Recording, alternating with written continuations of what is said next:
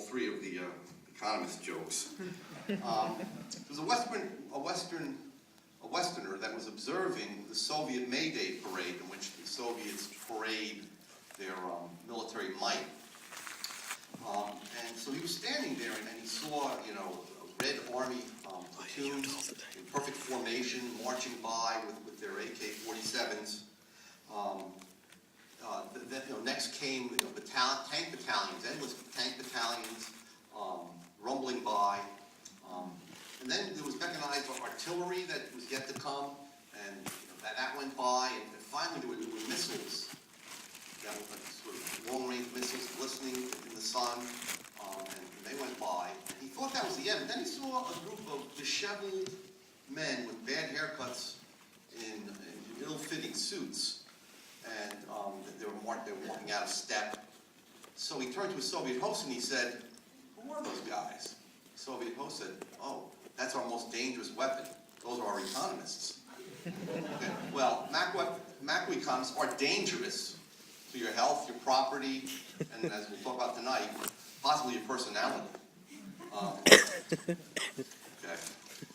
All right, Bob basically gave half my paper, which I'm actually grateful for, because I wanted to have to convince you that now I don't have to convince you actually, that hyperinflation is a definite possibility given the actions that the Fed has taken over the last few years. And in the first part of my paper, I also talked about how there was something even worse than the actions the Fed is taking, and that these actions are really based on a change in sort of the orientation of modern mainstream macroeconomics that occurred in the late 90s when Paul Krugman began to talk about a liquidity trap. And he pointed out that, or he claimed that the only way to solve this liquidity trap that at that time he claimed was the reason for Japan's Great Recession.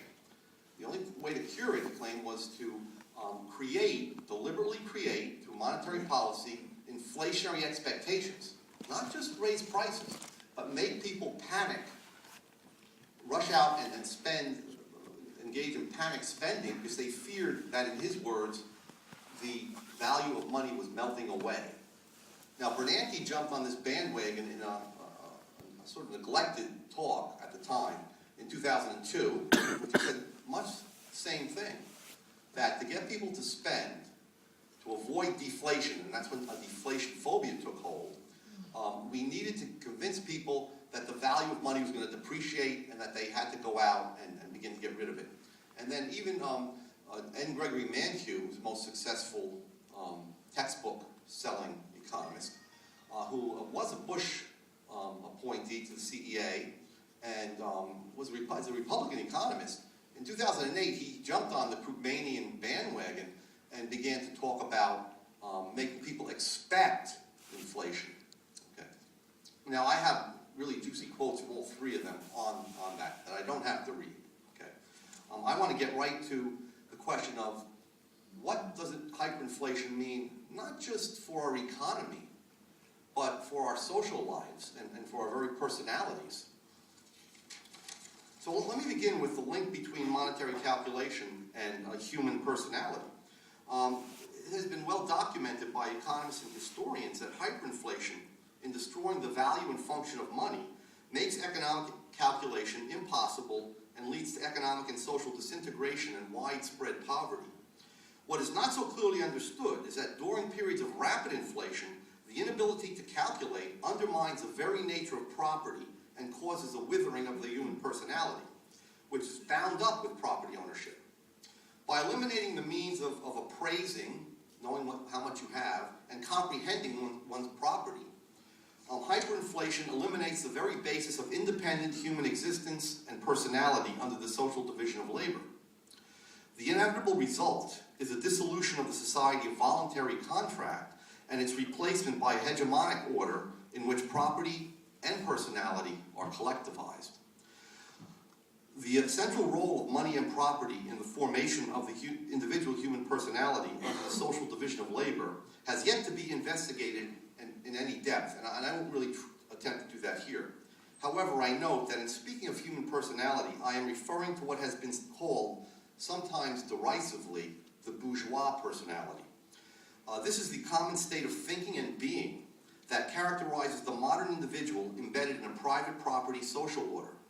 This individual is goal-oriented, self-interested, but not necessarily selfish, thrifty, wealth-accumulating, and uses time as a scarce resource in improving his productivity and enhancing his future welfare. In pursuing his own interests, he must consciously and repeatedly engage in social action, producing for and exchanging with others, both known and unknown, and thereby integrating himself into the social division of labor. Social action, which is necessarily guided by market prices, involves purposeful choice of concrete means and ends, and the monetary calculation of the associated benefits and costs. Human personality, as the term is used here, therefore, does not refer to a cluster of psychological attributes and qualities. Rather, it is a mode of being and becoming based on economic calculation and the ownership of property. And I'll make that more concrete and definite when we get to the examples. Important insights into the effect on human personality of the destruction of calculation and property can be gained by studying the historical episode of the Great Inflation in Germany. As the general medium of exchange, money is the tool of economic calculation, and it's the preeminent store of value. Once the future value of money becomes impossible to reliably forecast, ordinary people lose the ability to preserve their accumulated savings, and thus become incapable of planning for the future. They cease to actively employ time as a device for bringing about improvements in their future welfare by exploiting lengthier and more productive production processes. Instead, they are compelled to passively experience time like the beasts do, as mere duration.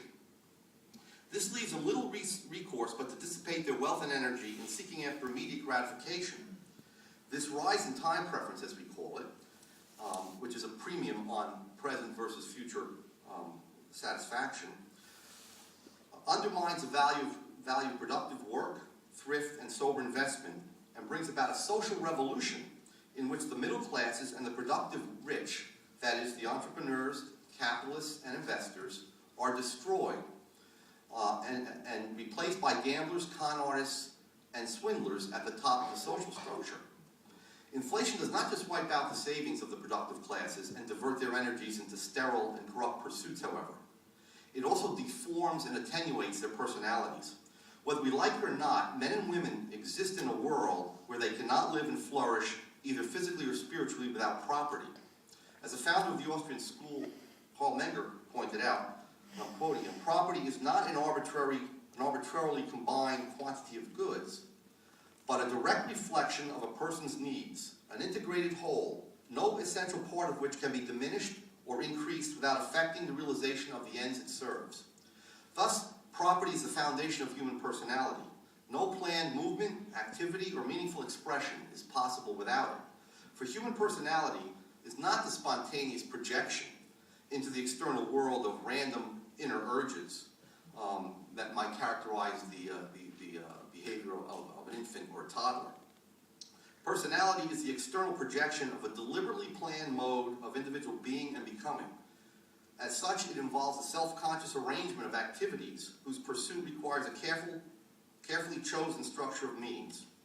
Property, therefore, is not a haphazard collection of things that can be completely described in physical terms, but it's really the coherent, objective embodiment of the yearnings and aspirations of the human soul.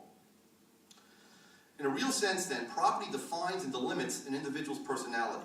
One cannot be whatever he wants to be.